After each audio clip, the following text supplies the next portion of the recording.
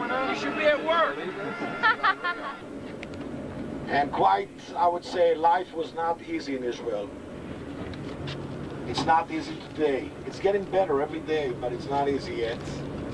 I can tell you that if I all my life has been suffered and did what I did for this moment, that the Soviet Union and the Ethiopian came here, it all was worthwhile.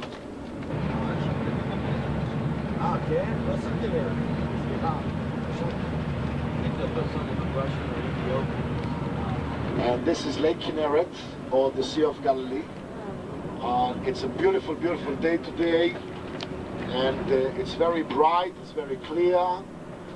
We will get closer sooner, we'll get it clear, but already from here it's the very first sight of Lake Kinneret. If you look on your left, all the way on the top of the mountain, this is the city of Tzfat, or Zifat, Safat, or Zifat. It's very famous in America as the artist colony, but matter of true, it's also very famous part of Syria and the threatening of Israel quite seriously. Yes, there are ski water, there are windsurfers, fishing. And down to your right, you can see already the town of Tiberias.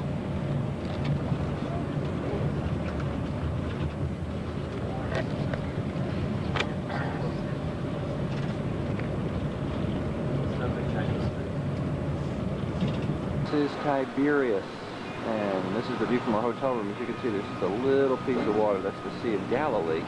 And on this side, which we'll show you later, is the Golan Heights, which was formerly Syria. As we pan back into a real panoramic view of Tiberias. And you can see some Israeli helicopter flying. There's some construction going on here.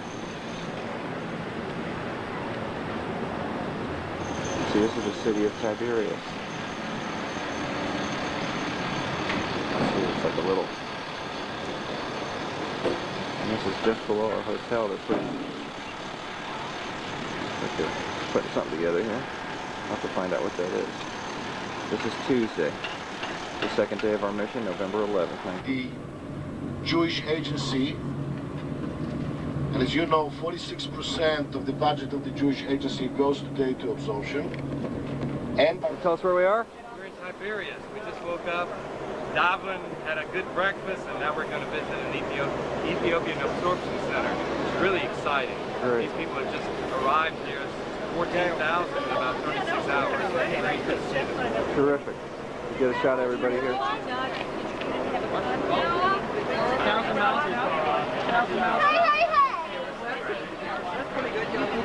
Hey, buddy.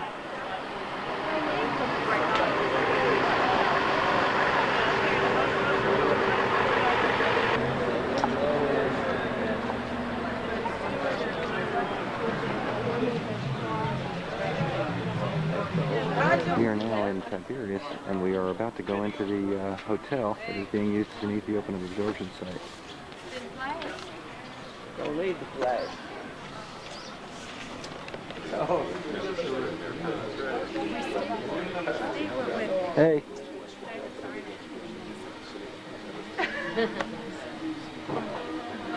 You know, the other day I told Sheriff. Hey, Rob Bob. He's a rabbi. Josh. Rambam. Oh, the Rambam. He's buried here, buddy. Have you seen it? yeah, it was. When I was here organizing, they all were sitting here, right? And all this lobby was quite full. There was a small group of children on the other room. The center over here. Shlomo itself is from the Operation Moses. And I don't think that you can get better example of the integration. As 8 years ago, Shlomo was right in the same stage that he's now taking care of his brothers. Shlomo, we are in your hands. Okay. Good morning for all of you. First of all, I need to ask your excuse. My English is not. Learning here from 8 up to 1 and 1 sort of. That's what the learning In the book. just learning to walk. After that, we have so much kinds of cultural things, and they go to visiting all over. Sometimes by themselves.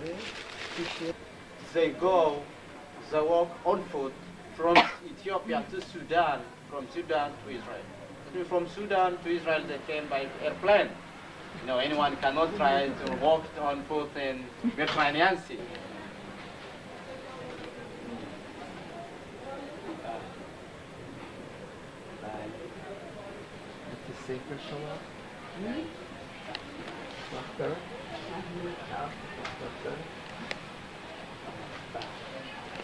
What's your name? Hashem. Oh, look, Wang, a baby.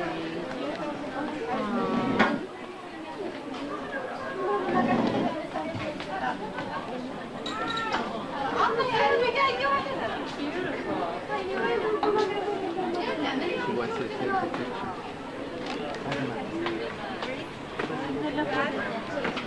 You know me. Another? Look at the baby.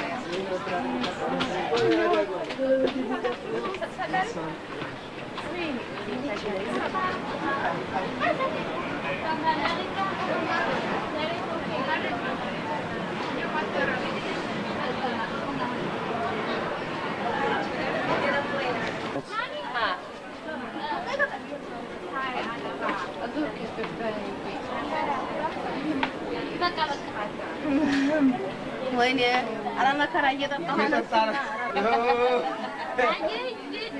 Get another. Mashimet. Mashimet.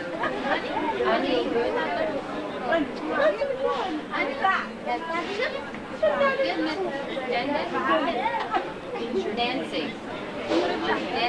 Nancy. Nancy. Uvik. Zabualo?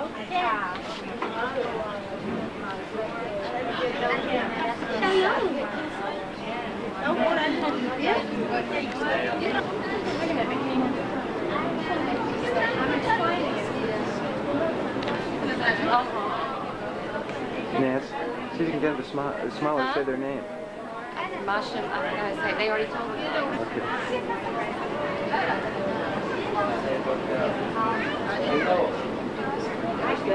Masha, Masha, Noah? Noah.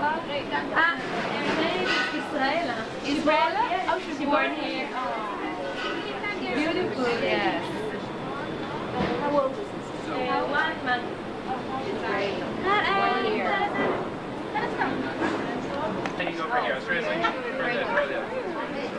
That's right. But the Yiddish is there.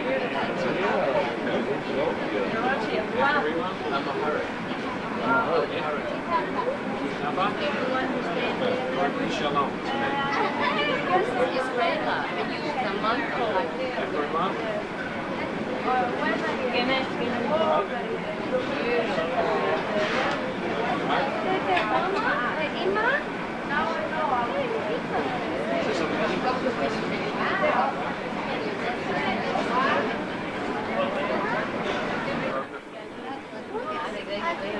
I'm sure they do. Sweet taste. Gail.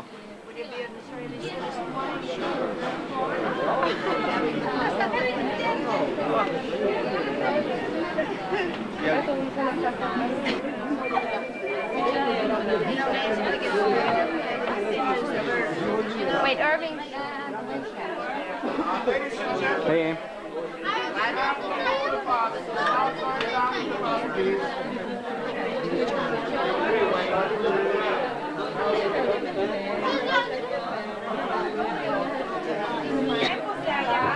Hey, Cam.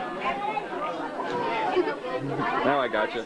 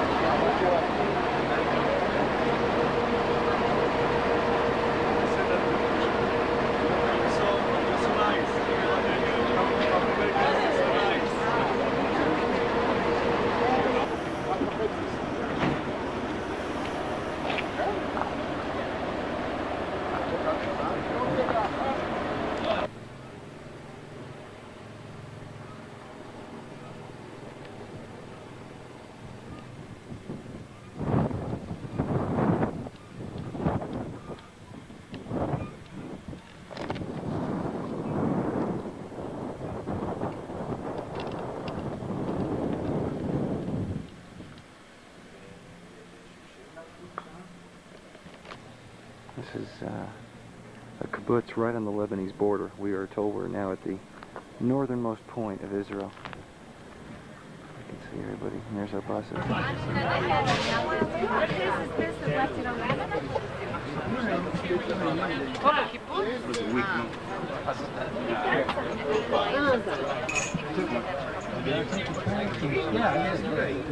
Last word, and from here we will be boarding the buses. We're asking you a little bit cooperation when we ask board a bus. Continue the discussion that you're having with your friend on the bus. Okay? Water, condoms, anything you'd like to take. Follow me. I settled and I go, I need my coat. I go putting an alarm set. I got to put it back upstairs. The dog's barking. Follow my views.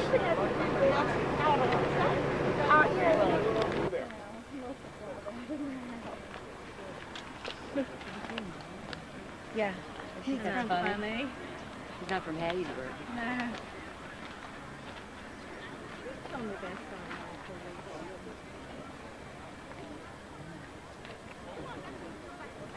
Now that is Lebanon in all its glory.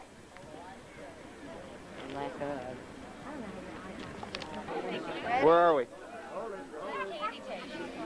Shabam. And Mishkavam to you too. Too, in case you want to know.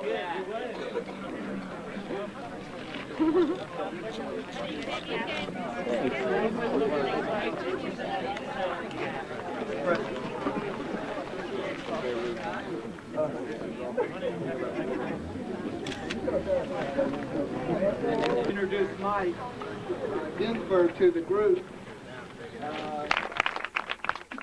What he didn't tell you, if he's going to embarrass me, is the first store he took me into, real nice store, pick up a nice shirt, and they wanted $70 for it. And for those of you who've been here before, welcome back.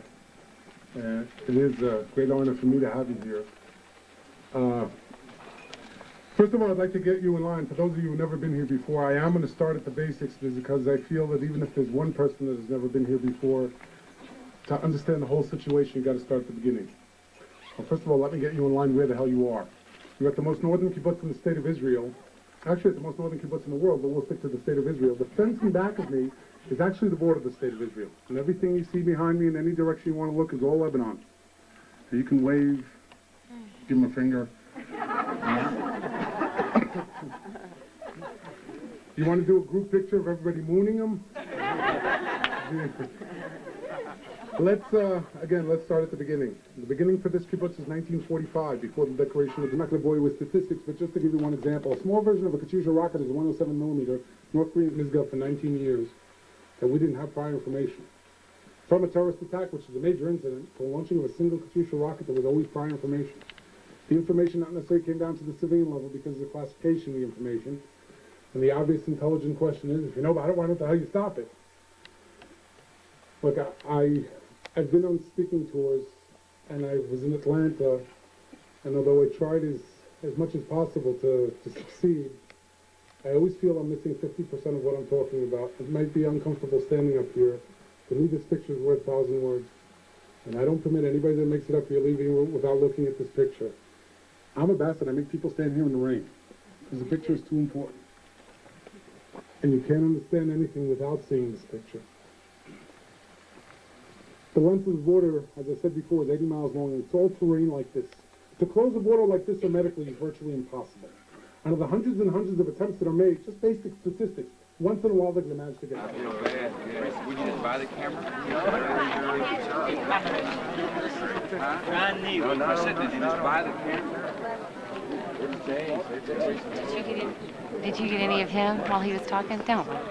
I'm usually told somewhere along the way, what kind of schmuck are you for living up in a place like this? An American comes here, so I get a... Listen to me, Mike. I'm usually told that I'm a schmuck for living in a place like this, usually after I finish talking to people. And come from New York to live in a place like this, just to prove to you that I'm not the only crazy one. I have with me, I brought up a friend of mine. Phil, get up. Phil's from Atlanta. He lives right underneath us, Bayam Baruch, another kibbutz near us. So I'm not the only crazy one. It can be done. Everybody smile. David, smile. Everything like that. Hey, Nance. Hey, Nance.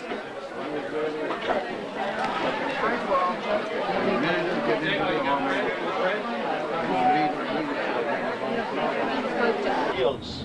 On the foot of those hills to the other side, this is today the Israeli-Syrian border. So that way back there, that's Israeli, that settlement way in the Yes, distance? yes. All the settlement that you see here are Israeli settlement. As I said, the Syrian border is behind those hills, which you can see now to your left. From here to the actual border is approximately a mile now. From where? Desert with wind and cold and a lot of boulders that you can see on the sides. There's a famous Israeli leader said that the kibbutzim started themselves always in the middle of these big parks. I want to tell you that when we started this place, his name, by the way, was Begin. I want to tell you that this place, when we started it 14 years ago, there was nothing here. The wind is still here. Anyhow, this is what we call a young, well-planned area of the families, and what we passed on that side is the area of the singles and couples. Yeah, that's right. I need to put my hand out. My God falls.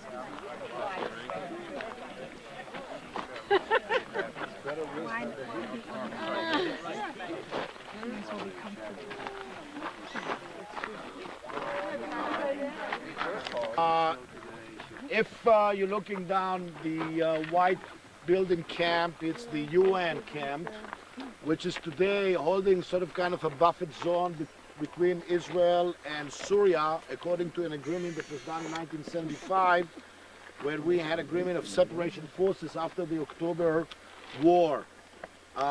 Due of that time, and as a result of this agreement, we also evacuate the city of Kunitra, which you see between the trees, and in attention that the Syrian will resettle it. But what they did was only use it as a propaganda against Israel in order to show how much we destroyed the city. And a couple years later, they built another Kunitra, which is the town that you see above. Where the border passing, if you will look to your left, you see Mount Hermon. Take a straight line down, and where you see the hill with the building, behind that, continue the hillside to the front of the greenery and the city, all the way to the group of those two buildings right in the middle. You follow me? From there, continue. You see where the car just, they just passed the border. So if you get those buildings, this is the UN station and the UN crossing point in the Syrian village, and the with the hill where you see the antenna, which is an Israeli post. This is where the border goes this direction, and then straight down to the south, beyond those hills, which we saw them already in the distance before, and that's how the Israeli-Syrian border is located here.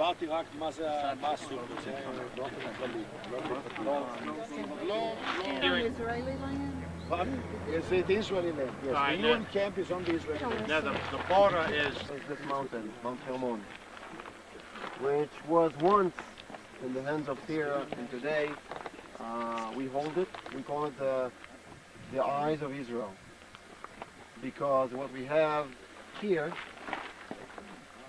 we have there, but in a better way, in a bigger way, and we can really see what's going on in Damascus, more or less. So if they move, we can see it. It's very interesting, the history of the Golan Heights. This is a little bit about the settlement here in the past, not what's happening today. Because settlement in the Golan Heights was always a good thing. It used to be called the granary, something like this, of the raw material. Was there we are. Because of problem with Arabs, they had to evacuate the area. There were other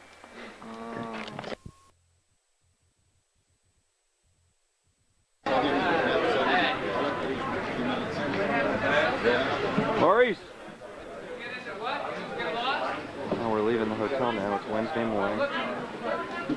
This is the Sea of Galilee, where we have stayed for the last couple of days. You can see there's kind of a bright sunrise. As I pan around, this is our hotel. This is where we've been for the last couple of days. And this is the boardwalk in Tiberias.